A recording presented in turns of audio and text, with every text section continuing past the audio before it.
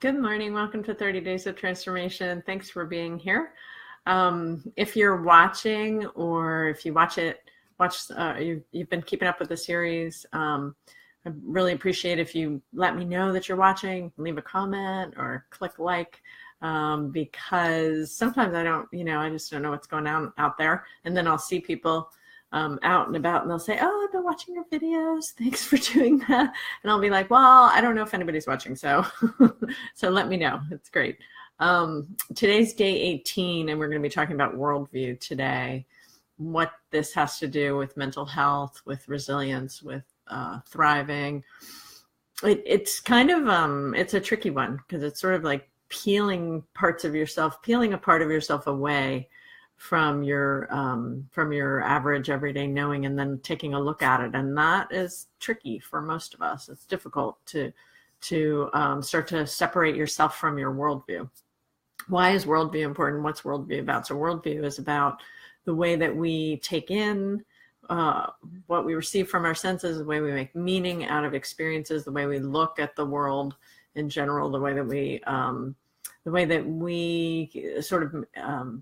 it's hard to describe, but the way that we sort of think about things is part of the worldview too. So the problem with worldview is it's often like a fish swimming in water. It's so close to for a fish, it doesn't even know what water is. It really doesn't know what water is until it's out of water. And, so for us, worldview is a similar kind of challenge. We don't really know what the worldview is until we're forced into a situation that makes us step back and look at ourselves.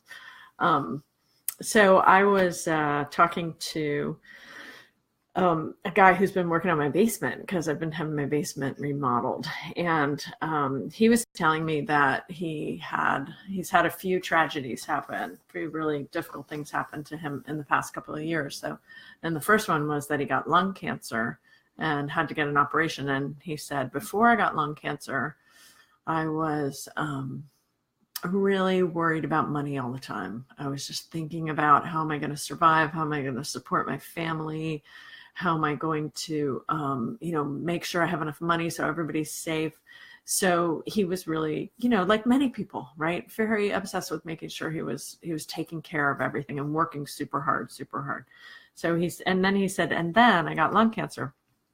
And I had to get an operation. I had a part of my lung removed, and I spent 2 months. He said, I spent 2 months in bed, and I was so sick. I was convinced I was going to die. I knew I was going to die. That's how sick I was. And he said, before I got lung cancer, I used to just dread going to work every day. I hated the idea of going to work. And the alarm would go off, and I'd be like, oh, another day I have to go to work. He said during that 2-month time when he was really ill, during that time, something started to change. His perspective started to change.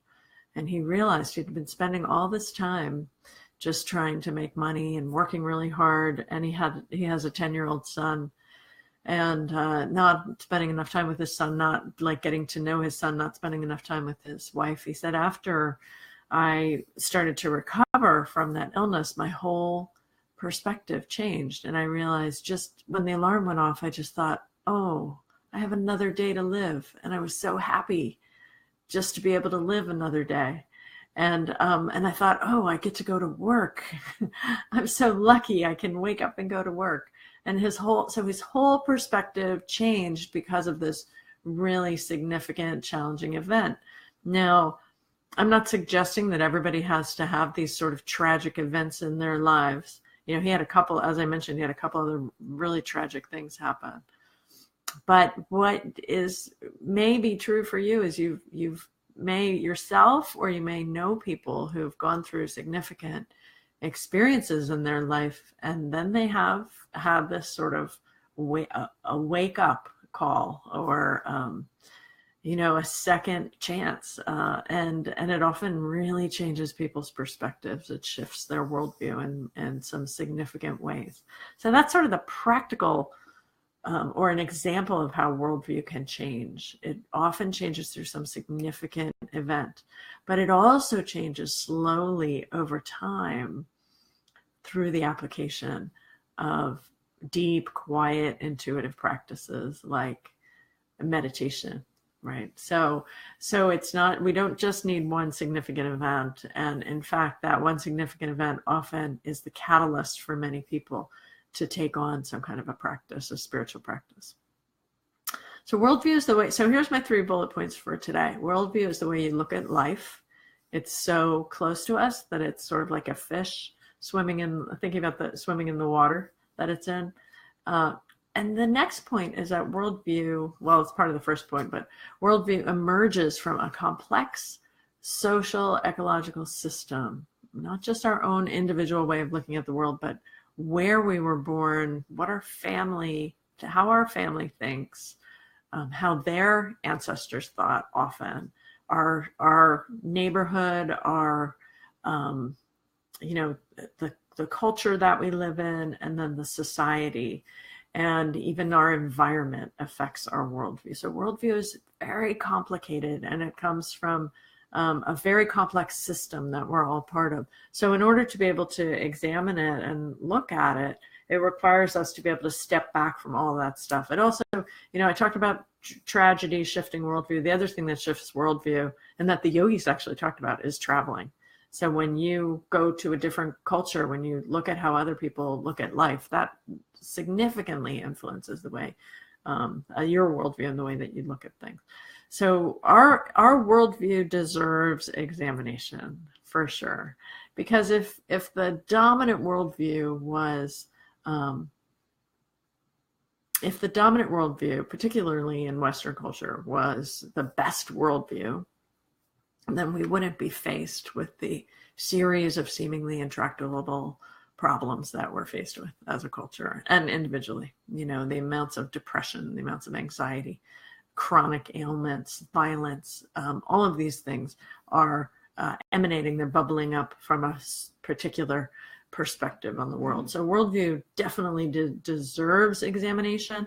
And how do you examine it? Again, there's many different ways, but the yogis would suggest that quietude, internal practices, intuitional practices are things that help us to look at our perspective. And then when we can look at our worldview, when we're able to back ourselves up from the water and start seeing the water we're swimming in, then we can start to see some of the pollution that's in that water and start to make changes based on that recognition.